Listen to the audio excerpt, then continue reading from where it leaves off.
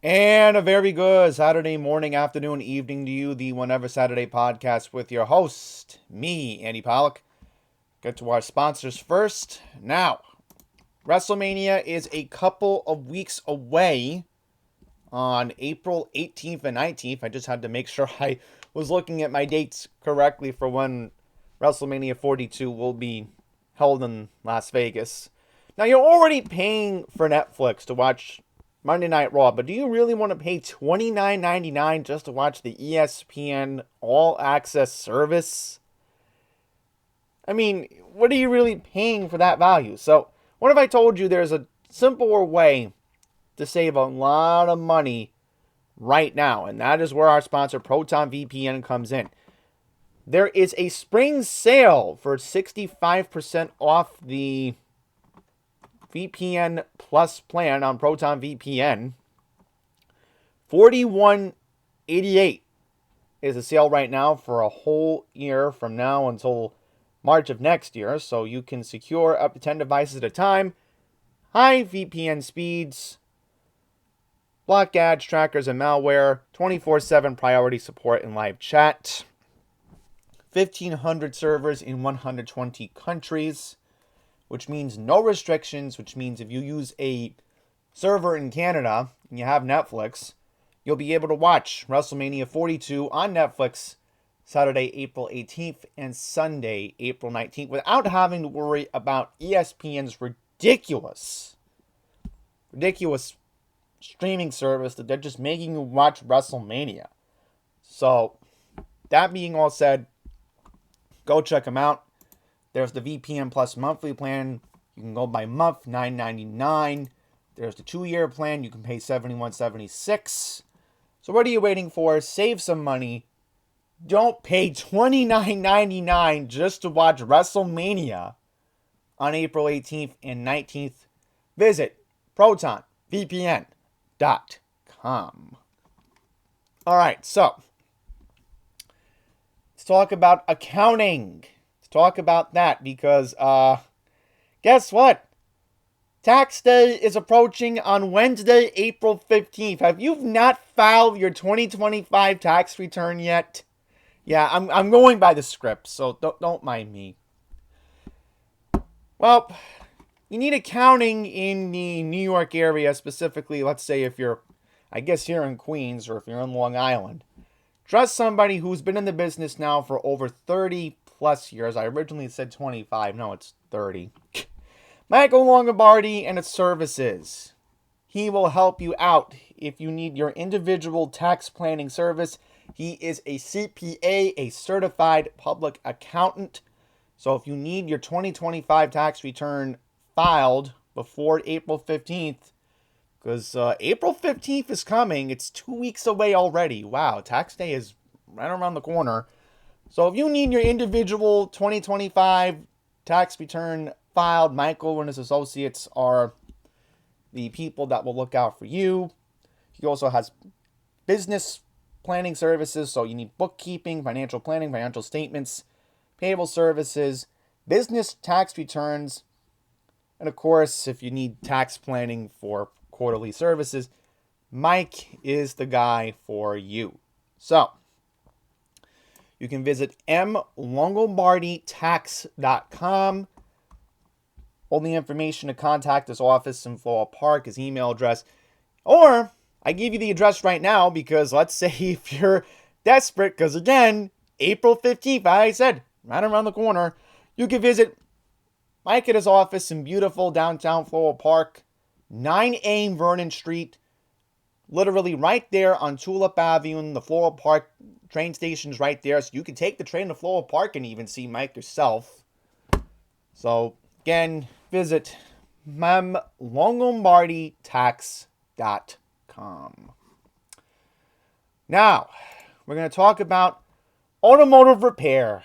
Oh, boy, I love talking about this guy. Pete the Car Doctor. Oh, boy. I mean, my dad just saw him this week in Limbrook.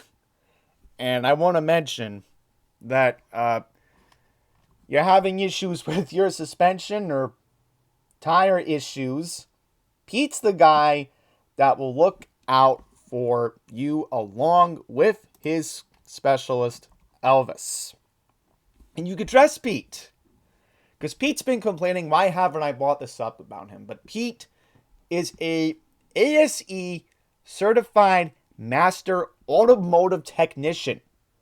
And also his specialist Elvis is too. So again, Elvis deserves an honorable mention. I mean, think about it. If you need somebody else looking out for your car besides Pete, Elvis can double check it too, because he's always there with Pete as well.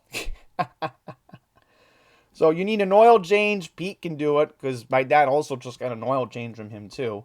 Weird coincidence, huh? We blow a pothole in Westbury, the Carl Place Westbury area.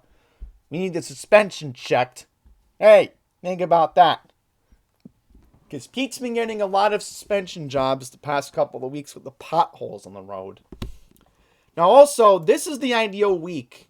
If you need your air conditioner checked, and Pete has said this because him and my dad were talking about it just a couple days ago. If you need your air conditioner checked for the upcoming summer season, especially how it was warm last week, but it's going to warm up again next couple of days, even though today feels like February. I have my heat on back here. But if you need your air conditioner checked, Pete can do it since, again, he is a certified technician. So what are you waiting for? You need any other services, go check out Pete's website because it's very, very in-depth. So I'll give you the website to check out. Pete's Auto Care. Yeah, Pete's Auto Care, NY.com. Or if you're in Limbrook, drive by the garage, 194 Horton Avenue in Limbrook. All right, now we'll get to our last sponsor. Do you need a bite to eat before any Islanders game at UBS Arena, including today's game against the Florida Panthers? Because it is a 1 o'clock puck drop today in Elmont. Or I guess after the game, because you know how restless the kids can get. Visit the Stop 20 Diner in Elmont. They have a bunch of options to try out. Breakfast, lunch, and dinner all throughout the day. I recommend, again, if you want dessert, please try the brownie. And I'll give you the address, 1336 Hempstead Turnpike, once again in Elmont. Visit stop20diner.shop. All right. Here we are, the end of March. Where has the time gone by? And as I said, it's almost WrestleMania coming up. I'll just say this. Why is the crowd chanting for Randy Orton even though he's supposed to be the bad guy? I mean, he turned heel a couple of weeks ago, and I've been noticing the past couple of weeks, everybody just applauds Randy Orton, and they sing voices. I don't get it, but I guess today's WWE is a different juggernaut than it was 20 years ago when Randy was a heel or something. I don't know. But I digress. I just wanted to quickly bring that up since we are on the road to WrestleMania, and I haven't really watched the full episode yet because it's 3 hours. Like, I was busy finishing a movie after the St. John's game last night. I'm like, no, I don't want to sit through that. So I'll have to catch up later today. But there's one criticism, though. I saw something online that apparently Raw back on Monday was only, like, in total under 30 minutes of total wrestling, and most of it was just talking, and they were all focused on the CM Punk Roman Reigns segment. I mean, come on. In fact, Raw's supposed to be in Madison Square Garden on Monday night coming up, so I don't know. I mean, not really thrilled about the WrestleMania card at the moment. I'll just say that. Isn't it crazy to think I'm more hyped for Coachella only because Sabrina Carpenter's performing in a couple of weeks? I don't know. It just feels like that 1 year where WrestleMania just doesn't have the appeal. But yeah, Coachella does. Give me a break. And trust me, we'll get to the pop stuff. We have to talk about the iHeartRadio awards because, yeah, not an ideal telecast if you want to say that. I also am going to do some sports stuff. So we're going to talk about St. John's. I'll quickly recap the Mets. And before I do that, I just want to quickly say this about the Islanders. Oh, it's going to be a stressful couple of weeks. I'm still scared they might miss the playoffs. I really am scared. I really, really am scared. So, to look out for the YouTube shorts. I know heading into play today, we're still in the second wild card. I will say this. Thank you to the Boston Bruins the other night. They did help out the Islanders. They got the 2 points in the shootout against the Senators the other night. So that did help out the Islanders. Because if Ottawa had gotten the extra point, Ottawa would have been tied for the last wild card. So the Islanders are still, if you look at the standings, they're either still mathematically alive for one of the wild card spots. I know Boston, the Bruins have the first one. In the Metropolitan Division, if you look at it, it's Columbus, Pittsburgh. And remember, the Islanders have a huge game Monday night against the Penguins at UBS Arena. We have not played each other since the first game back in October. So, listen, I'm getting indigestion just thinking about how anxiety-driven the Islanders are making me right now.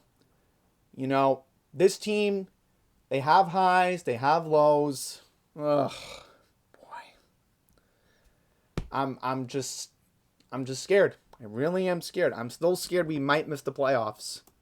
Especially for a team that has surprised us this year. And especially think about this. For the amount of goals the rookie Matthew Schaefer has this year, how disappointing it'll be for the kid if he does not make the playoffs. I mean, it'll be so devastating as a rookie. I mean, Matthew Schaefer is supposed to be the freaking face of the NHL next couple of years. All right? So, again, I'm nervous. Hopefully, we should take care of the Panthers today. I mean, Florida's been... Think about this for the Florida Panthers. The fact that they've won the Stanley Cup back-to-back years, and they are having the year that they are having regressing. It just shows you that, again, there's so much vulnerability in the NHL. It's not even a joke. And there's other teams still chasing the wild card, too. But, all said and done, I'm still being realistic that when we hit Game 82 on April 12th, because I know it's going to come down to Game 82. Something tells me, listen, if I've known this about the Islanders, and they've done this in the past before, it'll always come down to Game 82. It'll always come down to Game 82. Anyhow, I regress. So again, look out for my Islanders short later this afternoon. Hopefully, I'll react to the game right before the Mets play at 4 o'clock. So, I will say this. If you are going to the Met game at Citi Field today against the Pirates, please bundle up. It's going to be freezing out there today. They say at like the first pitch it's going to be 40-something degrees. With the wind chill, it's going to be like 30-something in Flushing today. So, but the only positive is we get Gary, Keith, and Ron on SNY. So, no annoying NBC broadcast, which I'll get it. Wasn't it really that bad on NBC? I'll get into it later on. All right. So, first topic. I know I'm going completely off topic today. Let's talk about St. John's. So, that's it. They are out of the NCAA March Madness tournament. They had a 1-point lead going into halftime against Duke last night. And one thing that you got to say about this team, and it really broke my heart, and I saw Rick Pitino's press conference last night. I mean, Rick got so emotional. Coach Pitino really was feeling his emotions ride high. And listen, when you think you have a team that can compete to go to the Final Four, and St. John's had a legitimate roster. It's just that the problem was, late in the game, there was one key player for Duke that really got them over the edge. There was actually two players, but the first main player was, of course, Cameron Boozer. He had a double-double in this game. For the 40 minutes that he played, and I got the stats right here, 22 points and 10 rebounds, a double-double. Isn't that amazing? And the other guard forward, Isaiah Evans, he almost scored 30 points. He had 25 points. Look at that. Now, if you look at the scoring for St. John's, Subi Ejiofor could have had a double-double himself too. He was 2 rebounds short in this game. But you got to look at the fact that, when you really think of Dylan Darling, where was this kid all year? Huh? He was making some big plays. Right? And he misses the last shot of the game. Oh my God. Oh my God.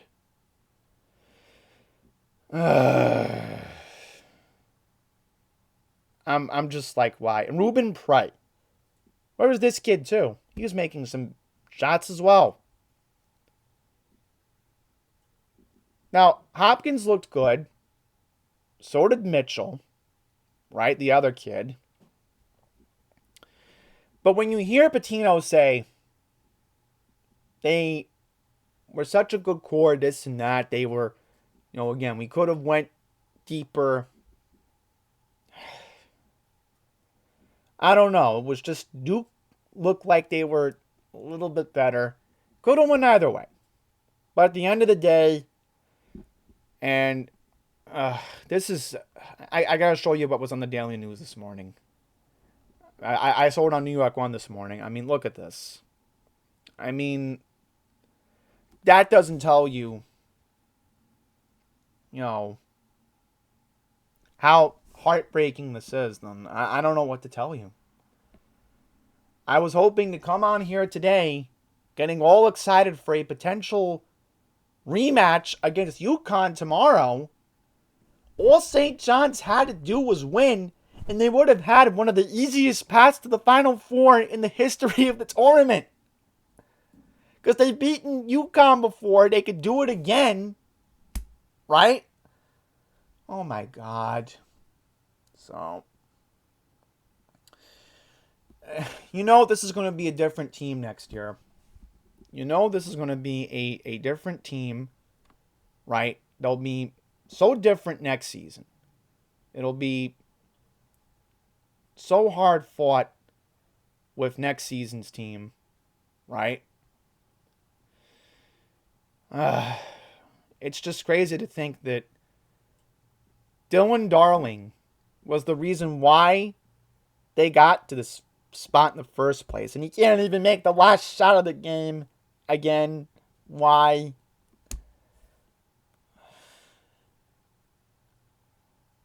I'm just wondering, this is what I deal with my teams. They always find a way to let me down at the last second. Everybody knew Duke was the almighty. Everybody knew Duke was, this or that. Hey,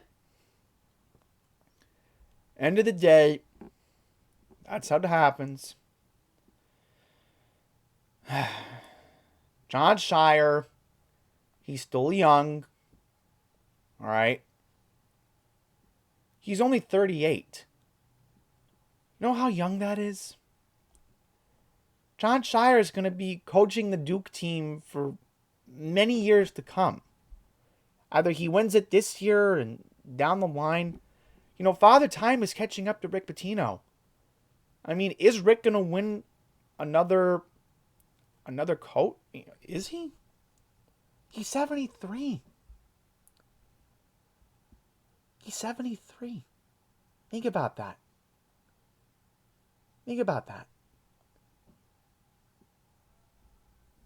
It's so sad thinking, what he's done. And there's rumors going around that Pitino was thinking about going back to where it all started from. Think about that.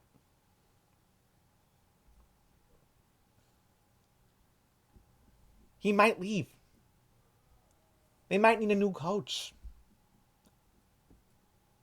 I hope not. Then you're going to see this program regress. None of us don't want to see that happen.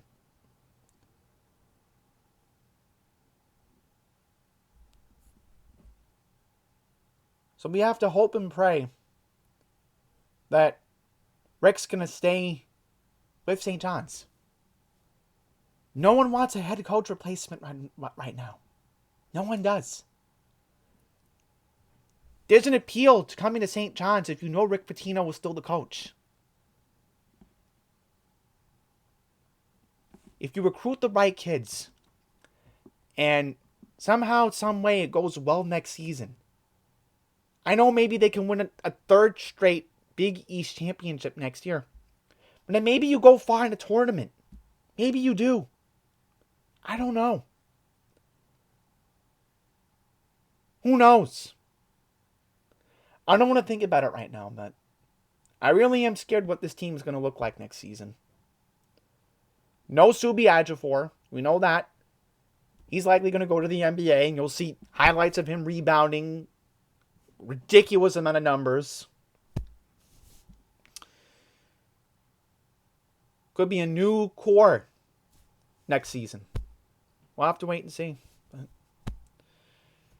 I'm disappointed, and even the coach looked disappointed, and maybe this is the reason why Rick Pitino stays. I hope he does, and I hope a lot of the fans are in agreement that, Rick goes, the whole program regresses. You don't want that to happen. So we'll see. Who knows? All right. So I digress on St. John's. Now let's get into the Mets. So, isn't it crazy to think that the Mets chased out Paul Skeens in the first inning of the game? I mean, that's amazing. That is just remarkable. Think about that.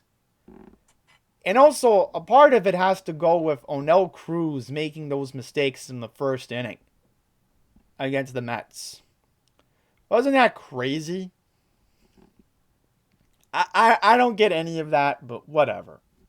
But as far as the overall game went, the Mets just demolished Pittsburgh.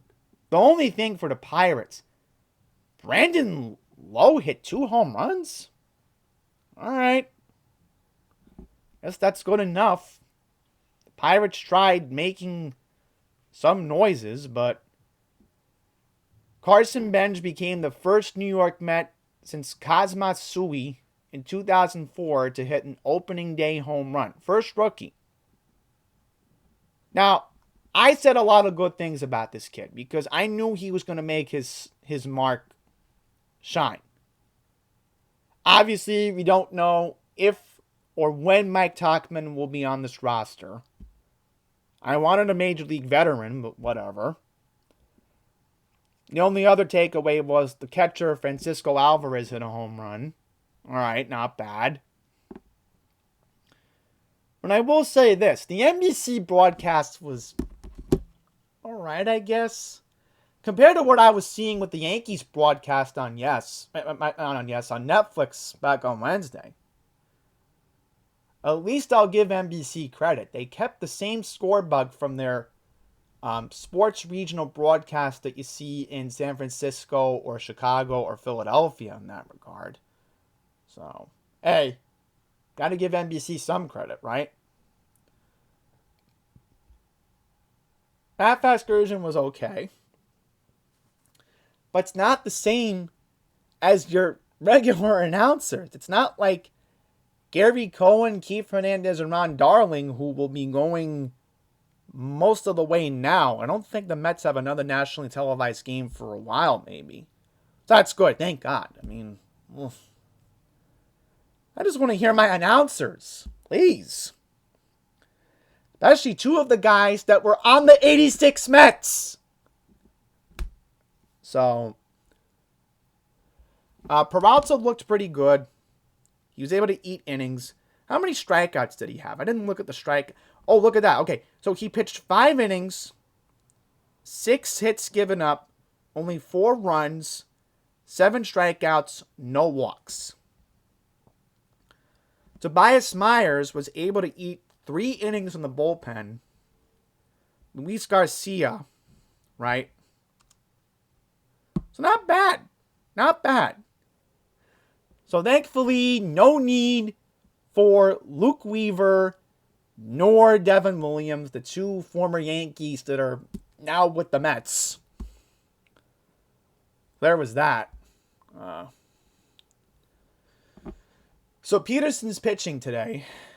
And then I know tomorrow they're going to throw out the other kid that stunk in the World Baseball Classic. Oh, am I nervous to see him? Oh, I'm nervous to see him tomorrow. McLean. I am so nervous after what I saw during the World Baseball Classic. Am I thrilled about him? Not really. I mean, hey. We'll see. I don't want to jump. Listen, I don't want to jump to conclusions. I don't want to jump to conclusions just yet, but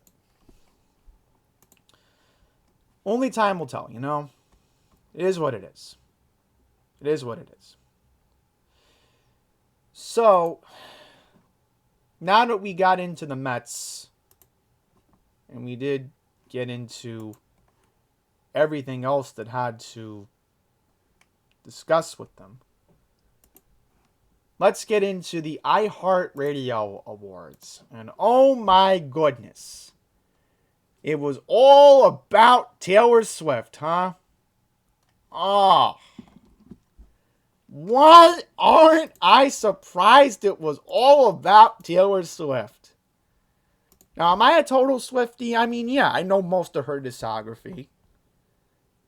And you knew at the end of the day it was just about, you know, hey, I guess her fans showed up and voted. Maybe it influenced. At the end of the day, I mean, Taylor had some good songs from Life of a Showgirl. Now, are these songs going to be performed live? Who knows? We don't know because everybody's so focused on the wedding in June and this and that. It's, I mean, of course she thanked Travis. Am I upset about that? No. Why should it upset me? The one thing that does upset me is the fact that if this is a award show on Fox, really? You couldn't make this 3 hours to fit in more actual awards? That's my main complaint that I do have with this show. All right?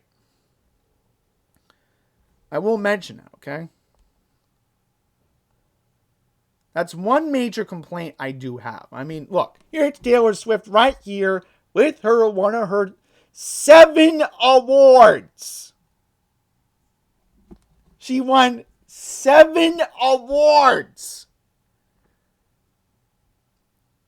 Benito Ocasio, Bad Bunny, 3 awards.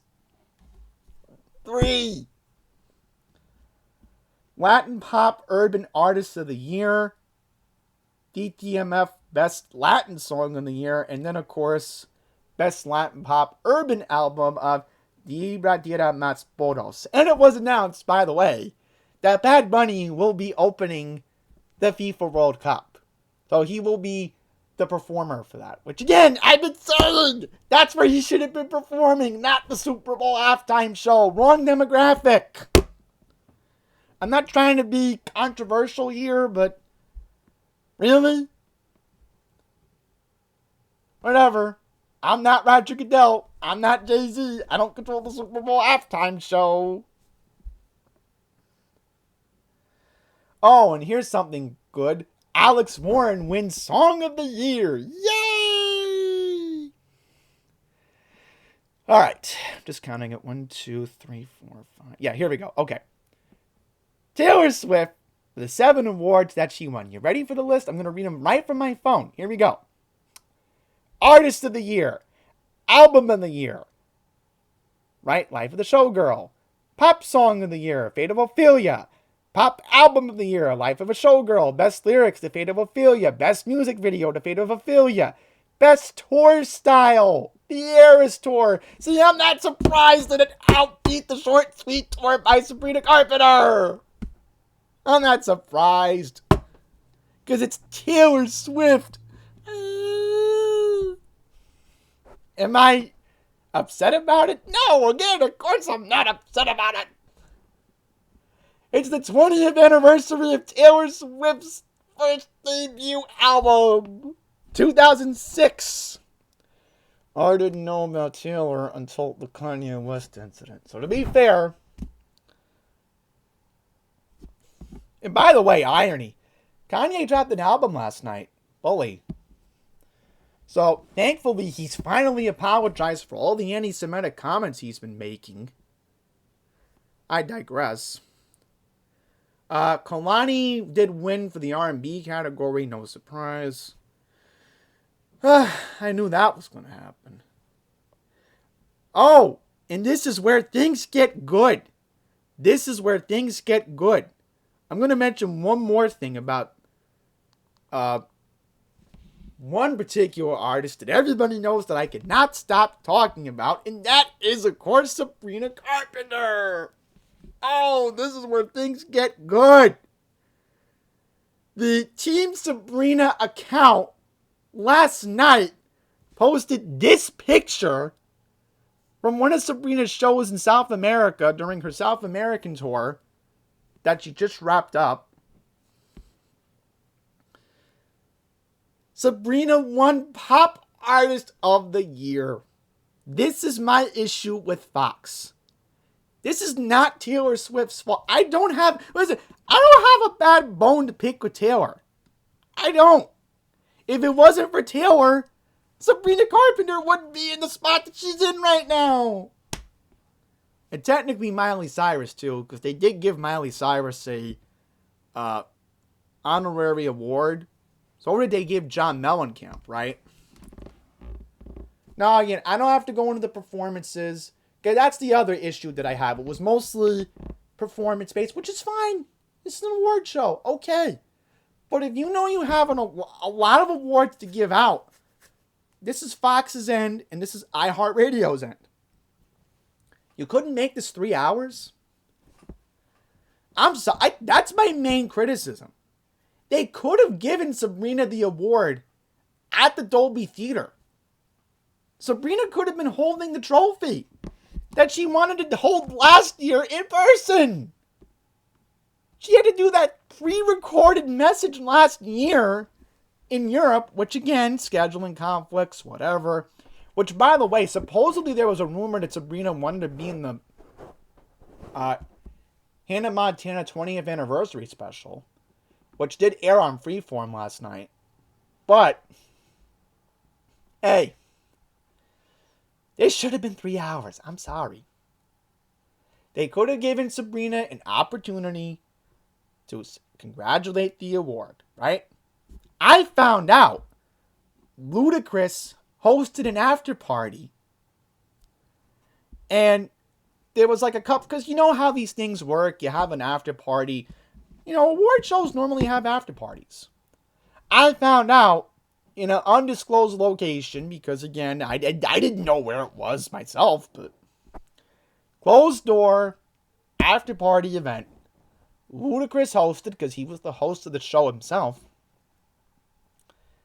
He announces Sabrina wins the award for Pop Artist of the Year, and she takes the trophy somewhere in Los Angeles. Now, are we going to see a picture of Sabrina, Taylor, and Travis somewhere online? Who knows? I mean, we've already seen Sabrina third wheel at the zoo with them. There's a picture of that online. Sabrina's even sung about third wheeling herself. I don't know, guys. My main issues with Fox and iHeart. Seriously, make the freaking award show 3 hours instead of cramming everything for 2 freaking hours. My God. That's my main issue. And by the way, this is not just about Sabrina. This is about other artists in the future that might get screwed over by this. Please.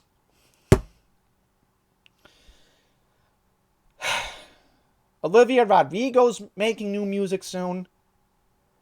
She's been doing all these interviews lately.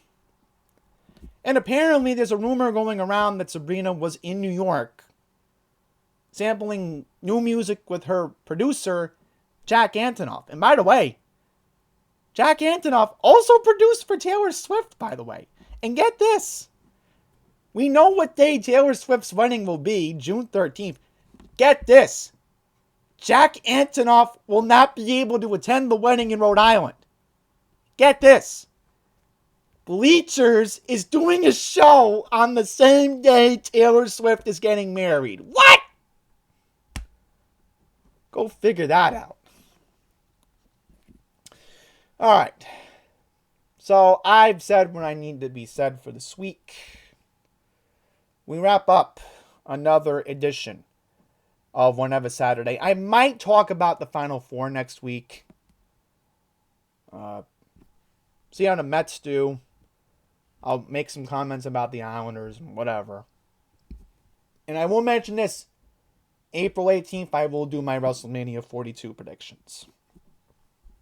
So with that being all said, thank you all very much for watching. We do Whenever Saturdays. Whenever I upload the video and whenever I'm done recording these. Thank you all very much for watching. Till the next one, please take care, and God bless America.